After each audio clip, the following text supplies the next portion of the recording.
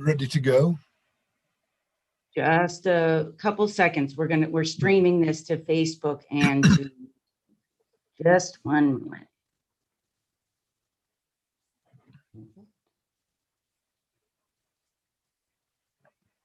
And we have our transcripts, friends.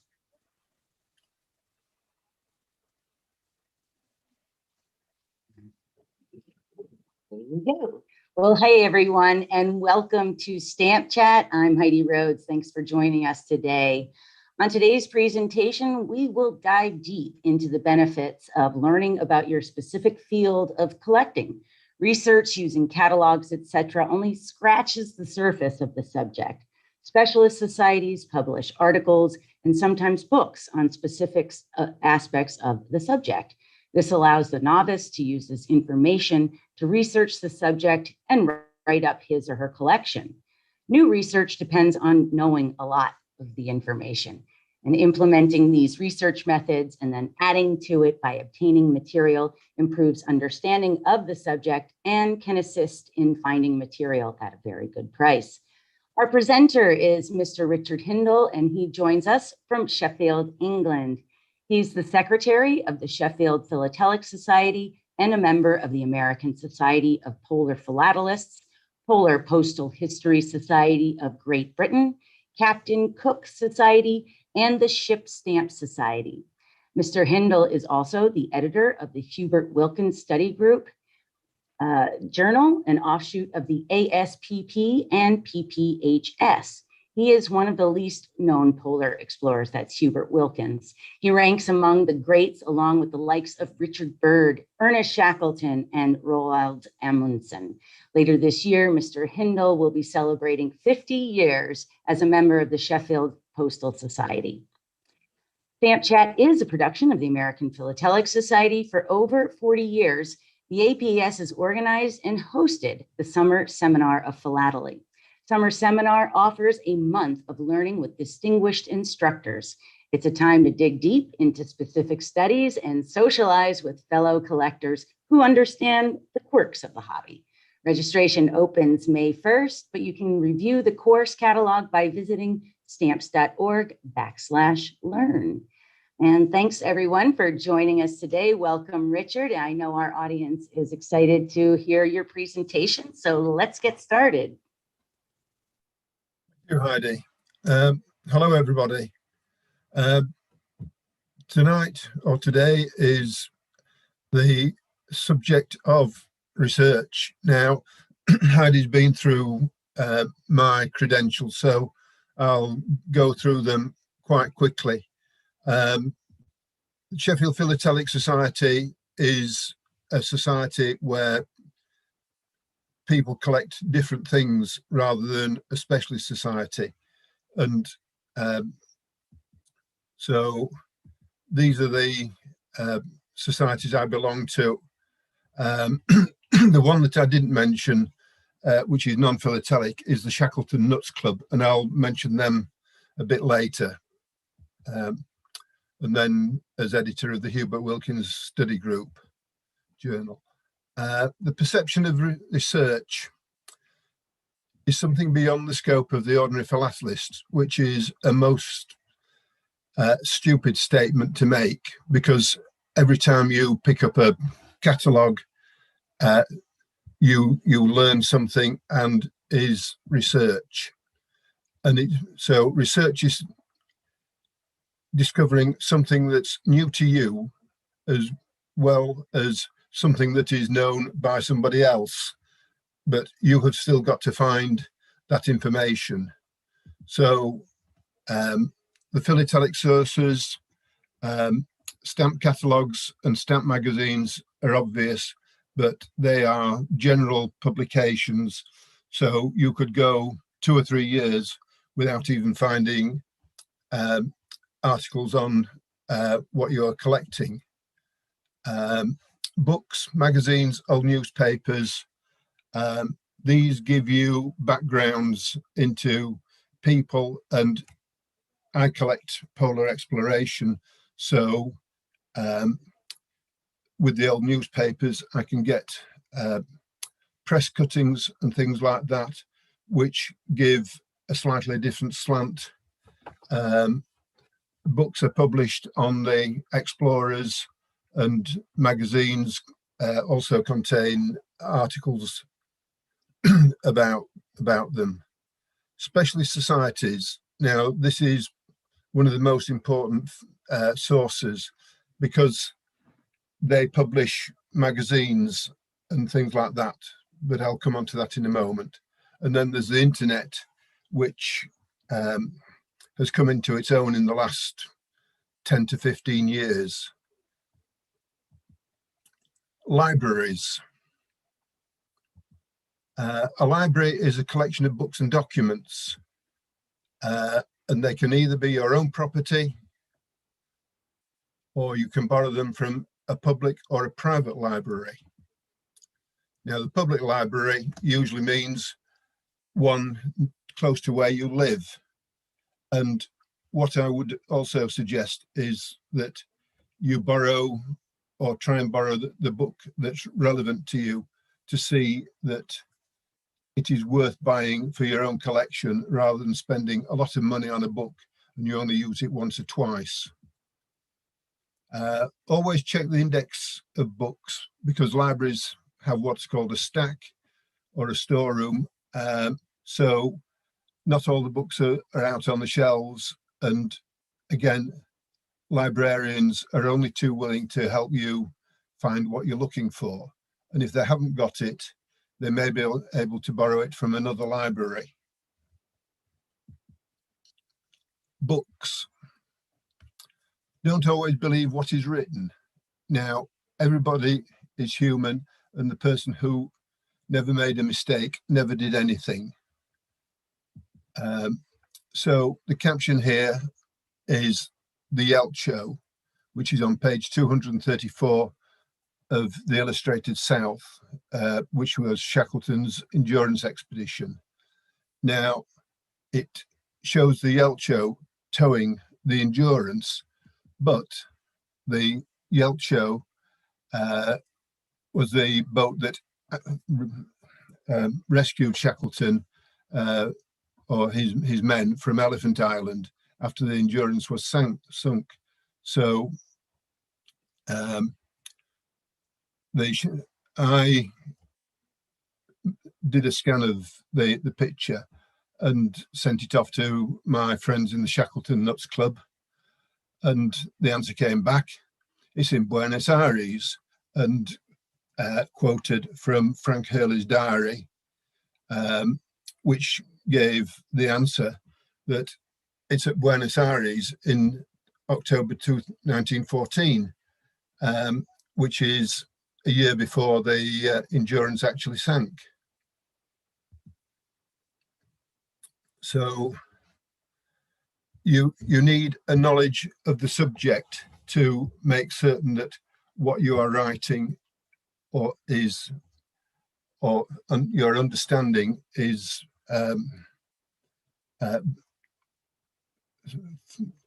you've got a firm background. Specialist societies, they are formed by people wanting to know about their philatelic subject. Now, I'm a topical collector, or thematic, as we call it in England, and they publish newsletters, usually quarterly, about your subject, and they are wonderful sources of information. Some of them produce CD-ROMs with the back issues, which you can purchase. Some have their own website, and again, this is a very good source of information.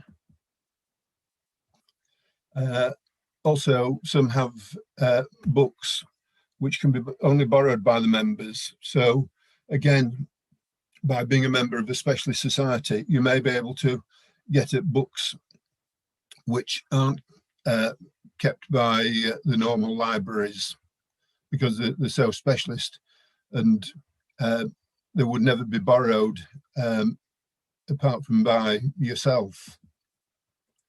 And some of them hold auctions where specialist material can be obtained, and usually at reasonable prices.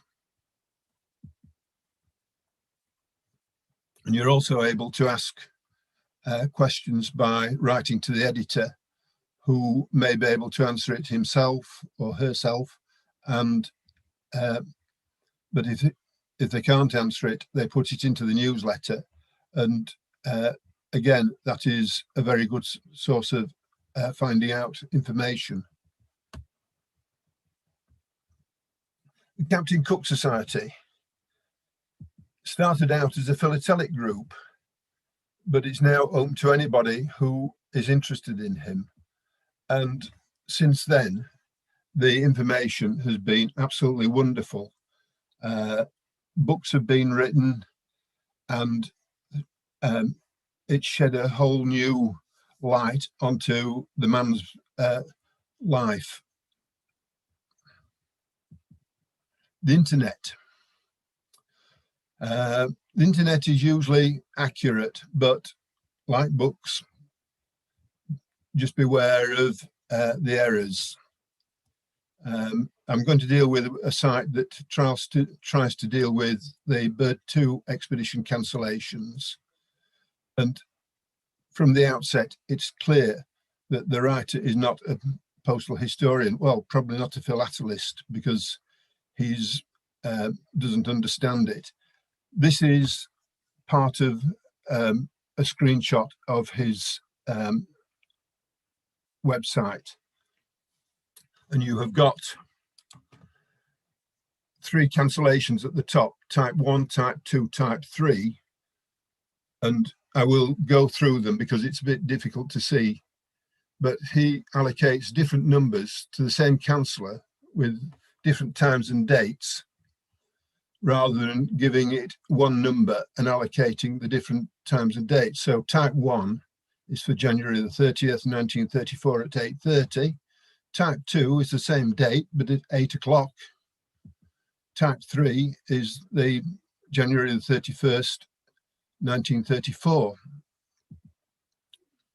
And they're all from the same canceller, but this is how it could be categorized. So you've got Clark, or Leroy Clark was the first postmaster for Bird. So you've got a 7-line or waving 7-line machine cancel. So you've got the first one, which is January the 30th, 34 at 8 o'clock.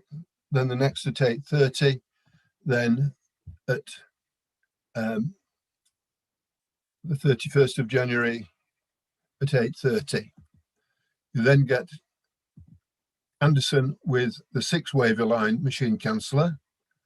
And then you've got January the 31st, 34 at 8:30, which is the same time and date as Clark's second cancel. Then on the 30th of January 35 at 12 m, which I presume is midnight. So understanding your collection. The mistakes on the screenshot only become apparent with a reasonably good knowledge of postal history. Well, even just general stamp catalogue, because a stamp catalogue does try to put it into chronological order. But research requires the use of the 3 L's. Looking at displays and looking at your books. Listen to the speakers. They try to tell you what they're talking about, and learn from looking and listening, and try to remember it. It's looking. Stamp descriptions in a catalogue don't tell the whole story. And this is a Common Garden stamp for the Bird 2 expedition. But it shows 3 other bird exploits. In 1926, he was the first man to fly to the North Pole. So it's indicated there.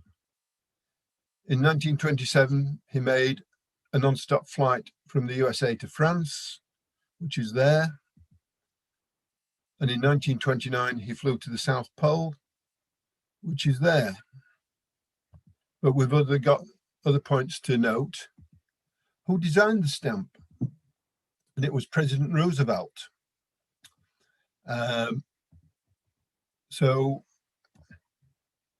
And then you get the depiction of the Earth, which is an unusual view.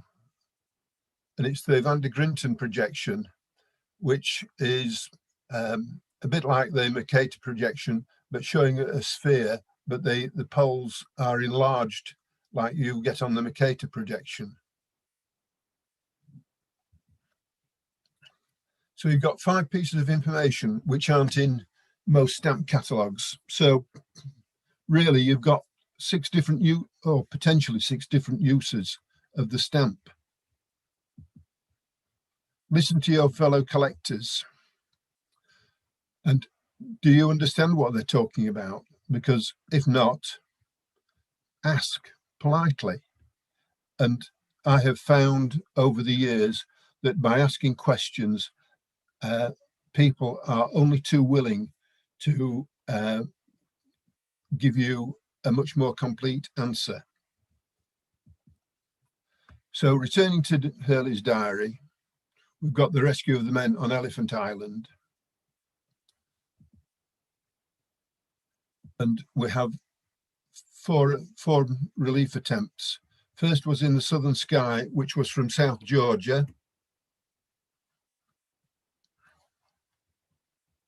The second was the Instituto de Pesca number 1. And the third was on the Emma. And the fourth, which was successful, was the Elcho.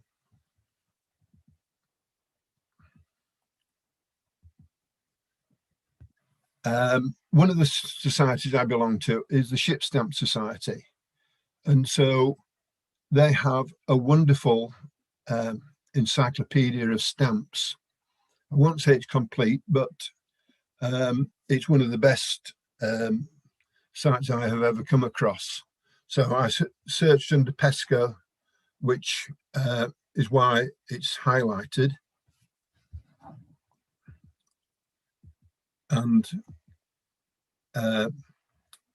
it gives you the basic information about the stamps. And this is a miniature sheet and a first day cover with the miniature sheet on. But it tells you that it was used to rescue the Shackleton's men.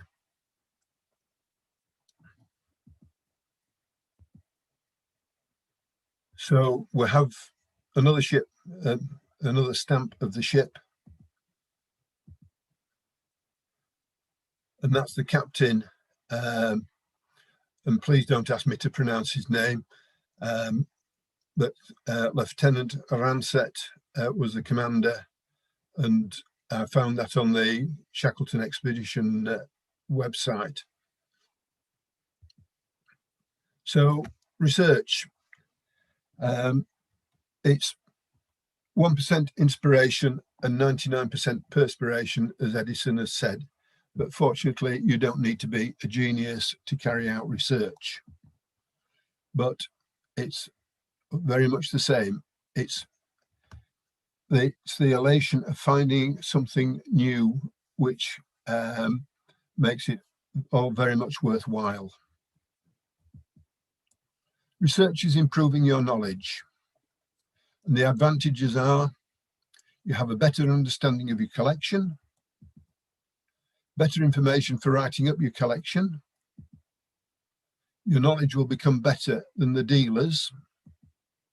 And by using this knowledge, you can find material in the dealers' stocks at the price of normal stamps and covers. Now, a friend of mine follows the Tour de France, and he went over to Paris and he went into a stamp shop, and He saw the bird North Pole flight cover for €30, which is about $30,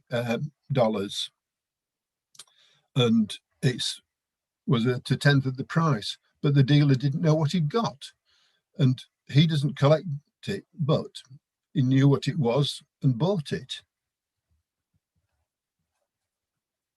Design errors. Knowing what the designers don't always get it right. So here we have Columbus using a telescope about 110 years before it was invented. And here we've got a stamp for Amundsen's transpolar flight. And the date on the stamp is 1923, but it was in 1926 that he did his flight. So when was the telescope invented? Columbus made his first voyage to the Caribbean in 1492, but he also did 3 other voyages. And according to space.com, the first man to invent the telescope was Hans Lippershey.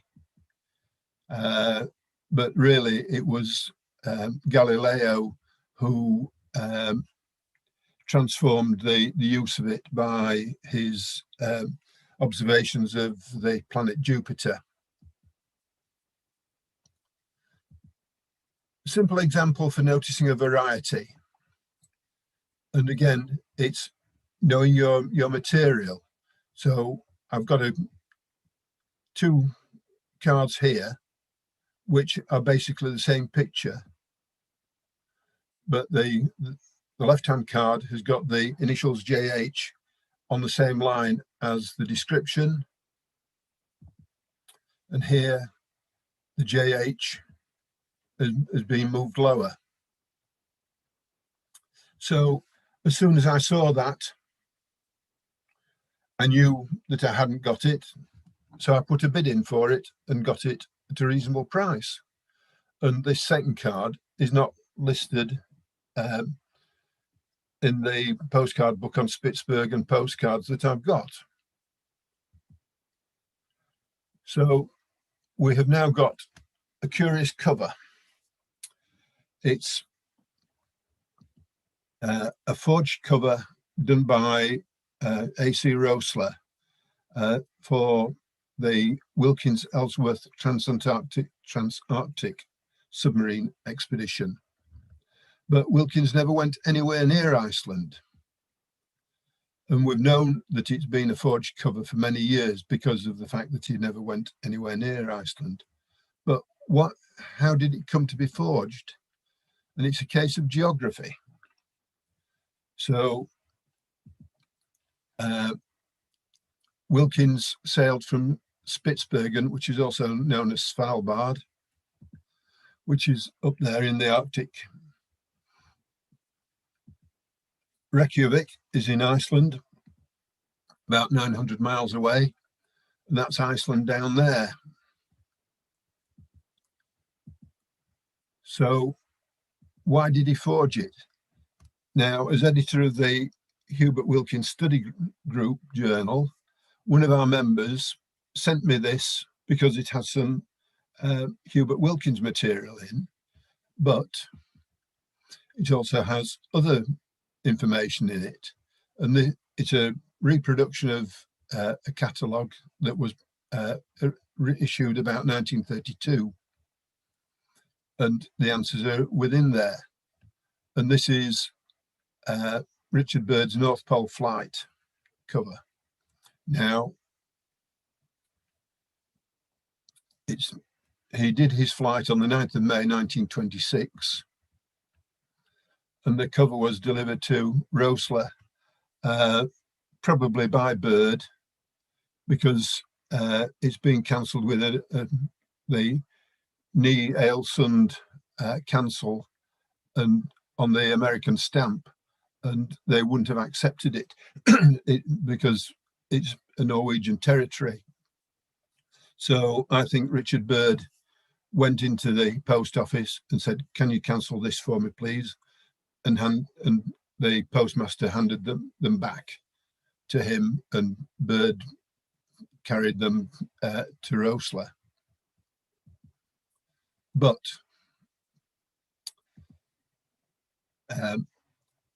Roessler was expecting the Kings Bay cancel. Now, this is a postcard from Amundsen's attempt to fly across the North Pole from Spitsbergen to Alaska, which failed, but it does have the Kings Bay cancel.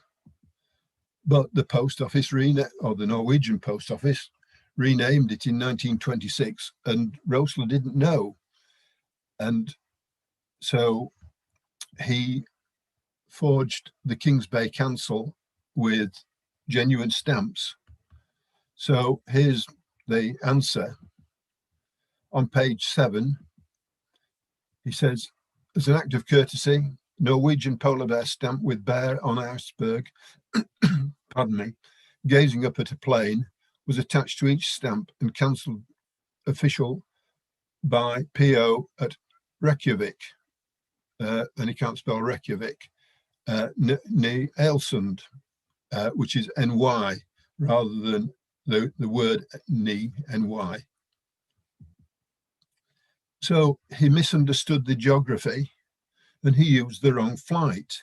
The flight that he should have done is this, which is got the German polar flight overprint on it.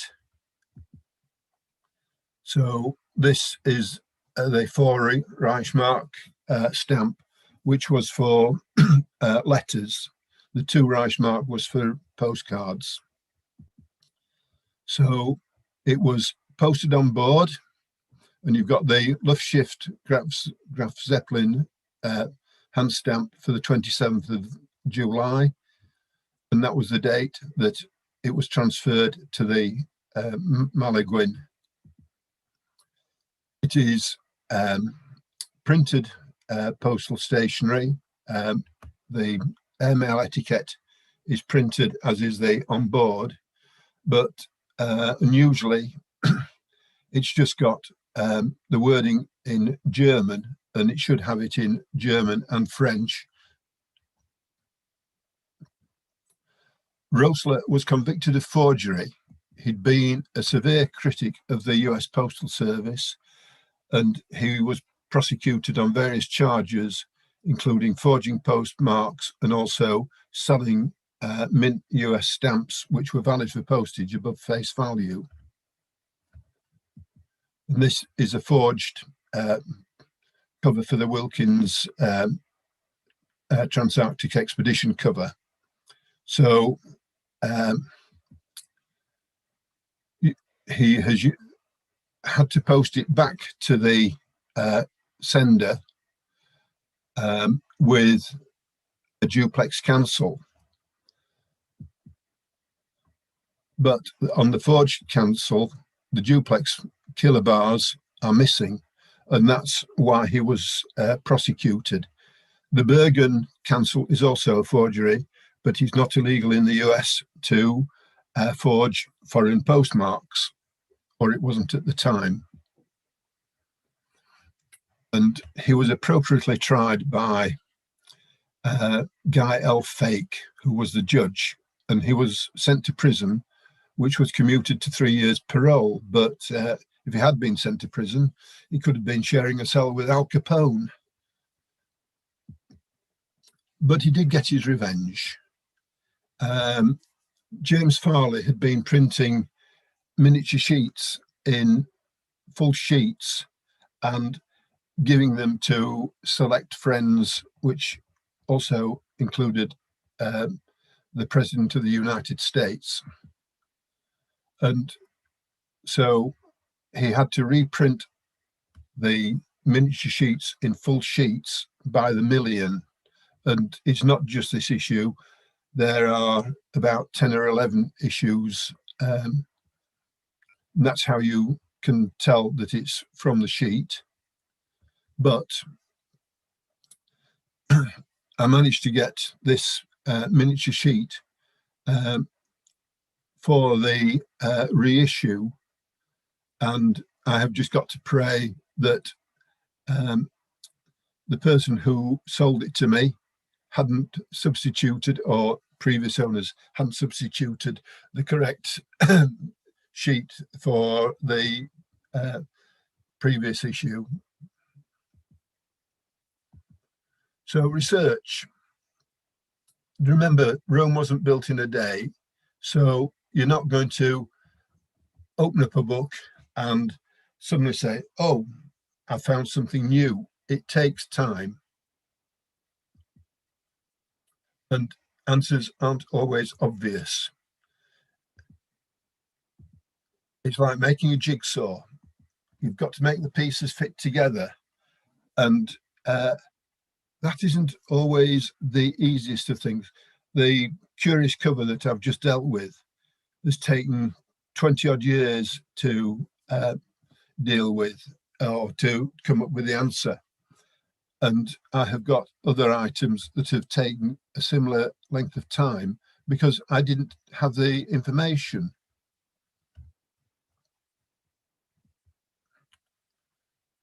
But if you're a member of a specialist society, you gain a better knowledge of the subject, and it does help you to understand your collection and present your findings. So research is a journey into the unknown, but the unknown is not a terrible place like you get in the horror films. Enjoy going into the unknown because the rewards are tremendous, and who knows where it will lead. My collection has been a case of going from collecting Great Britain and Australia to collecting Great Britain postal history. Then I've gone into Captain Cook and Explorers of the World, and finished up with polar exploration. And I have found over the years it has been a wonderful journey. It wasn't planned, but it has been such an enjoyable experience. I wouldn't change it. So improve your knowledge and your collection, and let others know if you find something new, because they will be interested in it. All right, they may disagree, but by the time you have had your discussions, the answer will become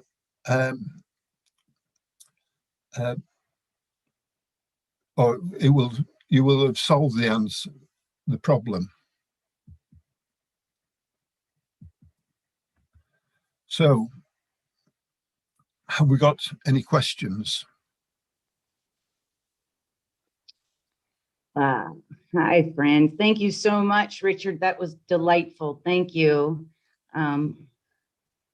Sorry, I lost my camera somewhere. Now, friends, for anyone who would like to ask Mr. Hindle questions, now's your chance. You can use the Q&A box, or for friends that are watching live on Facebook or YouTube, we are also viewing the chat box there. So, you know, you talk about this endless journey, you know, and how exciting it is to be learning. I mean, what was your professional life? What did you do? I was a chartered quantity surveyor. So that is preparing estimates for building works, and then agreeing the cost of the works after they've been completed. But it wasn't just that. I had to learn all about surveying and economics and various other topics. But I have found surveying was very useful with people like Captain Cook and navigation. It's it's been sort of quite an eventful journey, really. But That is so cool that you were learned surveying, and then to follow these explorers. You would have so much more of an appreciation for the conditions that they were in, etc. But not only that, with people like Cook and the early explorer, well, all explorers, it's the food that they ate. How did they get there? With Cook, he was under sail, and he went to both the Arctic and the Antarctic.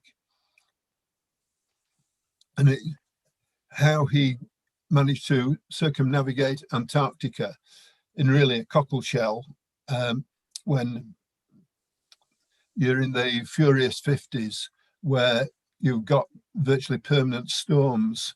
It's unbelievable. And it's also the story behind them, and appreciating the story rather than just the stamps. And then again, geography, the places that they have found and named appear on stamps. So with Cook, you have not only have you got the stamps of Captain Cook, but also the places that he went to, the people that he met, the food that he was given or used. And that wasn't the best of food, because the Royal Navy put the provision of food out to tender, and you invariably use the cheapest tender. And for them to make a profit, they use substandard food. And in Fitzroy's biography, he talks about the food on board ship, and it was dreadful. They had some, this is in 1835, and they had some salt beef, which was done in 1808 or around then. So it was the best part of 30 years old. And the only way they could cut it was to use a file to rasp it off to make soup. You couldn't get a slice of beef from it. And there's another one where the flour was so bad, they put into a port, laid out the sails, poured the barrel of flour onto the sail, and bought some fish from the local market, put it on top of the flour, and the weevils all went for the fresh fish. And when that was full of weevils, they threw it into the sea and put another one there until no more weevils came. And then the admiral then claimed it was potable, not palatable, but fit enough to eat. The flour? Flour for making bread and biscuits. No, I know. So it had fish on it several times with the weevils, and then to get the weevils out. And we were talking about this during our tech rehearsal, and it just didn't dawn on me that oh, that's what you said was that's what was left. That flour was still, you were going to eat it. Yes, well, they haven't got anything else. Right. I don't know why. I guess I thought weevil and they needed to rid them of the ship. I didn't. It didn't dawn on me. Little worms, little maggots, and yes. Another quote was that when you were eating the ship's biscuit, if you bit into a weevil, it was a bit like eating blancmange. But personally, I'd rather eat blancmange than a weevil. No kidding. Yes. So this is the joy of the research, that there's so much more behind it than just a little bit of paper. It's you get a far better understanding of what the stamp means. Yes, it's kind of like finding a thread, and then just keep you just keep going and going. we had talked briefly about, so it obviously all of this research enriches one's ability to exhibit or to share, write an article. But then you had also mentioned that, you could maybe pick up a good deal for Yes. material. So would you talk about that a little bit? Yes. Great. On philatelic sites, especially eBay and things like that, I have picked up some wonderful material because I have been given the information by other collectors. I have asked the question and received the answer. And so I have bought several copies of a Bird 2 expedition cancel called the New Zealand Cancel. And if I can bring it up, I'll try and show it to you. Sure.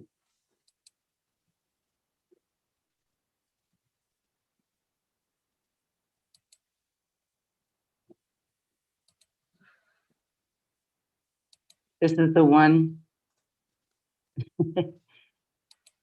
All right, first mail.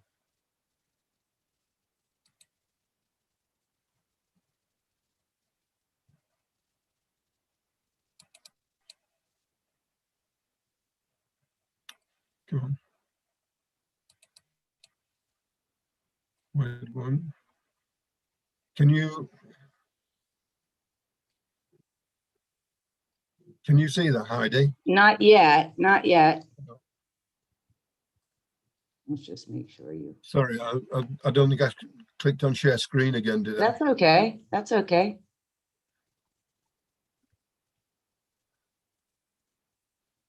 There you go. Perfect.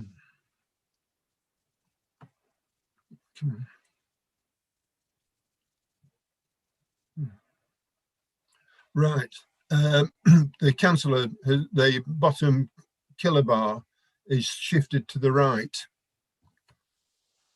Now, I got a book which is entitled The Essence of Polar Philately by Hal Vogel.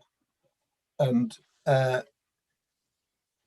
in it there's about 250 pictures of the cream of the items that you ought to be aware of, and this is one of them. And Hal told me that when he did his competition, there were fewer than 30 known.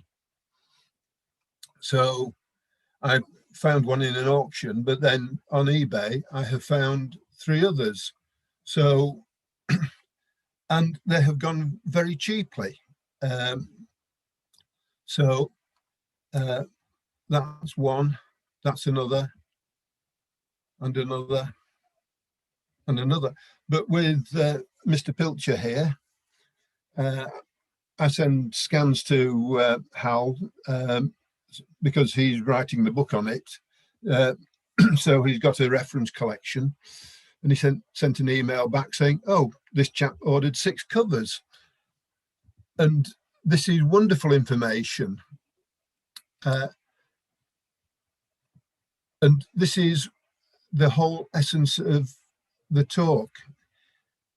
Once you get talking to people, even if it's only by email, because I've never met Hal, because he lives in America and I'm over here, but he's given me some wonderful information, and I've been able to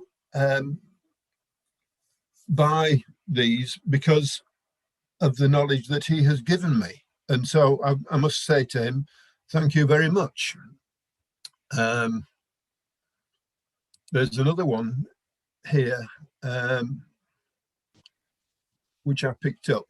Can you enlarge it, Richard, please? Sorry, I'm just. That's okay.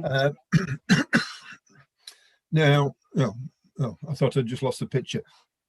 Now, Leroy Clark, for some unknown reason, changed the date from the 30th of January to the 31st. Now, Richard Bird had promised the covers would have the 30th of January, which was Roosevelt's birthday. And all of a sudden, he's got most of his covers with the 31st on. And he is seriously worried that the collectors will turn around and say, I want my money back because it's got the wrong date on it. So this is a cover written by Ike Schlossbach to his brother, Dr. Theodore Schlossbach. And I've got no idea who Theodore was, whether it was a relation, what relation it was, but how to, when I sent it to him, he said, oh, it's his brother. But if I can just go into there, it's probably a bit clearer. You can see the one of the 31. Well, we're only seeing thumbnails right now. Yeah, sorry, I'll enlarge it. Thank you. Is that better? Not yet. Again, we're still seeing your collection, but in thumbnail. Sorry. Oh, sorry. It says out your screen sharing. The screen sharing, and then go ahead. That's what you can see, is it? Because we can, yes, we can see the window. Because I opened up that and I thought you could see it. Can you see a larger picture now? Unfortunately, we just see the thumbnail. Right, I'll enlarge this when I. And if you're just joining us, we have Mr. Richard Hindle on today with as our presenter for Stamp Chat. He is impressing upon us all the value of research, not just in libraries, but in journals and specialist societies, and how that can really enrich your understanding of your collection and what you and how you present or if you exhibit. Additionally, knowing what you have or what you're looking for, you can maybe find some great deals. And sorry, Heidi, I'm that's okay. That's okay. It. That's all right. But, you can. You have a great story about it. He experimented on crew mail with the 30/31 to try and correct the error, but it was so time consuming that it was with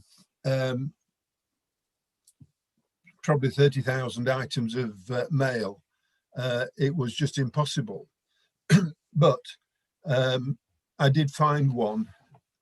He sent me through some information about it and looked on eBay, and there was a cover with the 30/31, but it was done by the recipient. And Hal knew about it, but he didn't know where any of the covers were. And the cover cost me less than the postage. So this is what I'm trying to get across, that if you know about something and it's rare, and you see it on eBay or in an auction, you can probably get it for a fraction more than the item is worth. Sorry, the item that's described is worth, because the auctioneer or the or the seller, if it's on a private seller on eBay, hasn't got the faintest idea what they have got. So I have picked up a lot of material at a fraction of the price, but I've also picked up items which have been expensive, but I have been able to relate to it. I'll give you an example here.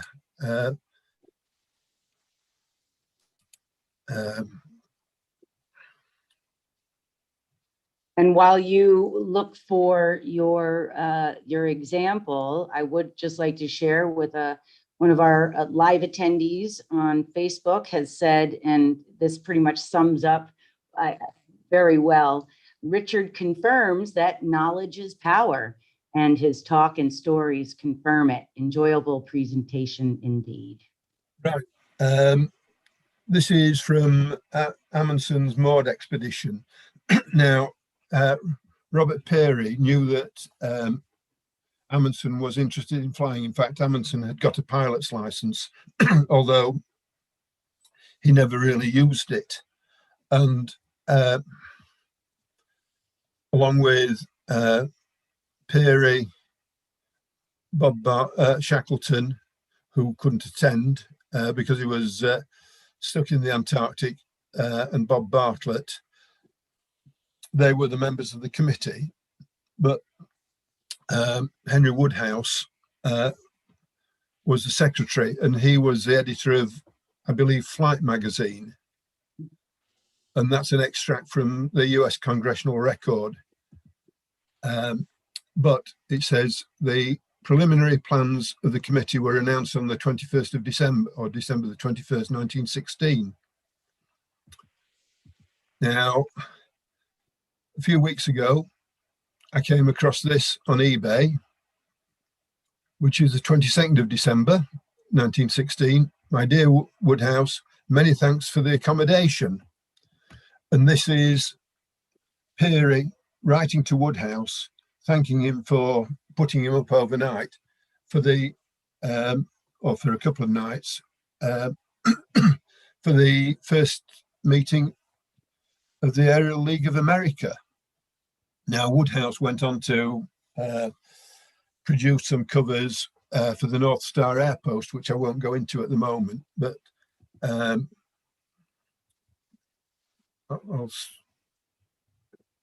well, we do have a question, Richard. Right. Do you have any suggestions on how you file and track your research? Do you use research logs?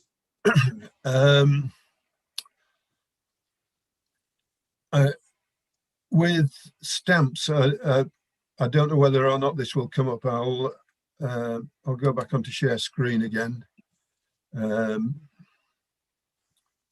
Just a moment. I'll just come off that and just open this up and see if it'll come up. But I do have an Excel spreadsheet which I'm opening up, and then if I go into share screen, it might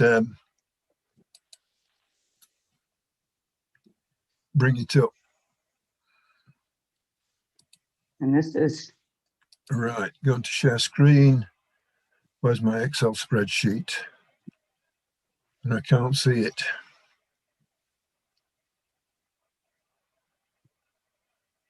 Show all windows. Ah, now then. Has that come up? It's almost, it's cooking. Here we go. Yes. That's wow. That's the New Zealand council that I was telling you about, with the 30th of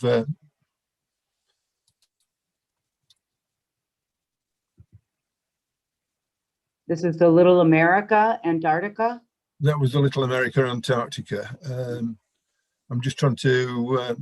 Oh, there's the 31. I see it. Yes. Sorry, I've lost the share screen bit again. No.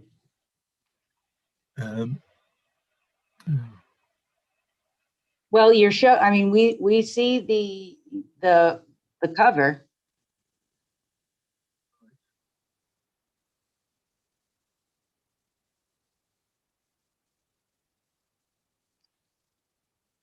But over the 50 years of your collecting, has a spreadsheet come up now?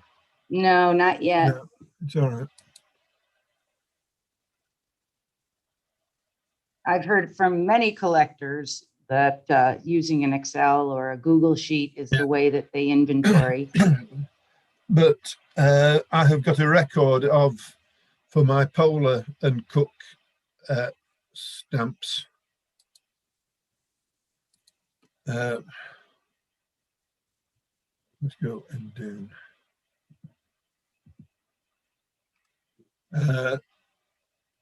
over 7,000 stamps with possible links to the to my collection. So if I come across a place or a ship that I know has polar connections, I can look on my data or on my Excel spreadsheet and search for that item. Oh, share screen's come up again. So let's. Oh, sorry, you've disabled the share screen. Yeah, we're coming down the home stretch, as we say here. Right. I'm sorry about that. That's okay. But That's all right. It's organising your stamps.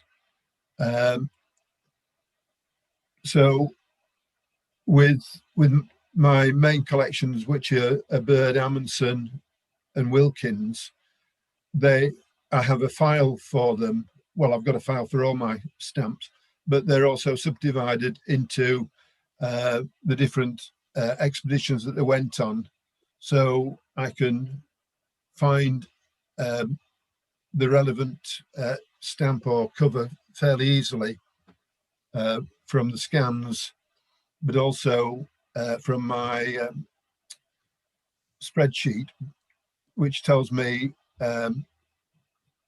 whether or not I've got the stamp, and it's the relevance of it as well, because sometimes a stamp can be duplicated, so I only need one stamp, although with Wilkins he was with Shackleton, so part of what Wilkins did needs to be in my Wilkins collection and also my Shackleton collection, so it doubles up. It's a crossover. Yes. But such is life. But it's such an interesting subject, and I do so enjoy it. Well, that's very evident, and we have appreciated your stamp chat very much, and I hope that you'll perhaps be a presenter on the polar expedition, because I know that is, yes, that's your heartstrings. But I do want to, as a side note, of course, for the APS, when Mr. Hindle is speaking about specialist societies and libraries, well, of course, the American Philatelic Society, we have the APRL, which is the Philatelic Library. We have the AP, the American Philatelist, the Philatelic Review. And if you visit stamps.org, you can check out the different specialist societies there as well. So please, everyone, join me in thanking Mr. Richard Hindle, who came all the way from Sheffield. Thank you so much for joining us. And I do wish to echo the sentiments of one of our attendees, which is knowledge is power. Thank you so much for sharing that with us today, and your enthusiasm. Well, thank you for inviting me. Rings supreme, and happy 50th anniversary with your membership in the Sheffield Postal Society. Yeah. Thank Stamp you. Chat is a production of the American Philatelic Society. With membership starting at just $25, you can join 135 years of international fellowship in the hobby and start taking advantage of member benefits now. Whether you're researching, shopping on Stamp Store, renewing your membership, it's stamps.org. Thank you for joining us. You'll find this and more APS Stamp Chats on the APS YouTube channel. Like, subscribe, and keep the conversation going by using the comment box below the video. And until our next Stamp Chat, remember to connect, collect, learn, and be inspired. Follow us on Facebook, Instagram, Twitter, and of course on stamps.org, the APS social since 1886. Thanks everyone for joining us. And thank you, Richard, so much for sharing your passion and knowledge. And thank you for those who have taken the trouble to go into Stamp Chat and say thank you. They're here. Thank you. Good night, Thanks. everyone. All right, good night.